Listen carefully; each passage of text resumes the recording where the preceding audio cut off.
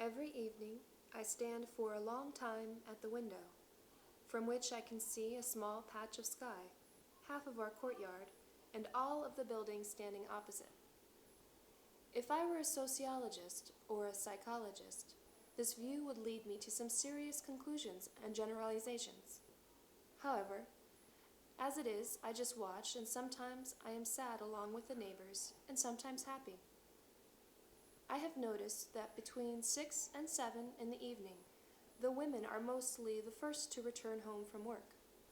They appear from all directions, hurrying, carrying heavy bags full of goods, and when they reach their building, they dive through the door without hesitation. It's true that some of them restlessly look about as they enter the courtyard, and I hear them shouting, "Tanya, Valerie, Tolya," and in response, little figures roll down from mounds of earth and appear from playgrounds, and they run toward their mother's gentle voice. Once the women return, the house is lively again. You could say it revives. Lights go on in the windows, especially where there are balconies. I know that those are the kitchens. I can see the women's silhouettes well.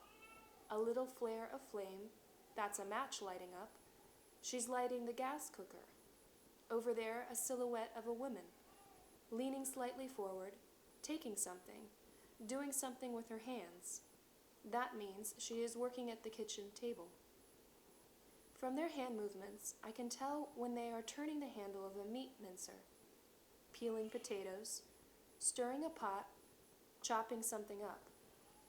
Another goes out onto the balcony, dressed only in a dressing gown, to hang some washing on the line. Between 7 and 8, the men start arriving home. They are not in a hurry.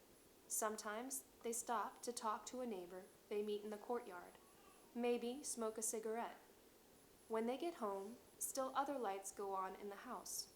Somewhere in the depths of the room, a television screen begins to flicker.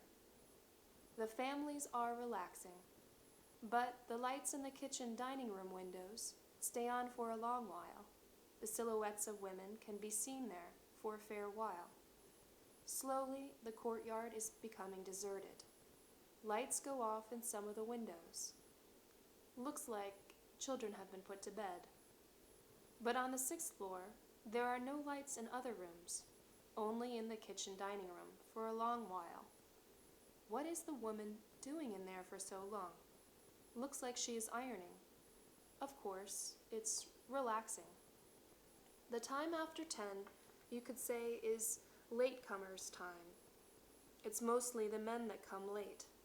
The women are almost always already waiting for them at home.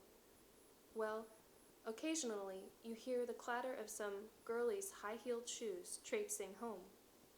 Here's a taxi arriving at entrance number 1 now.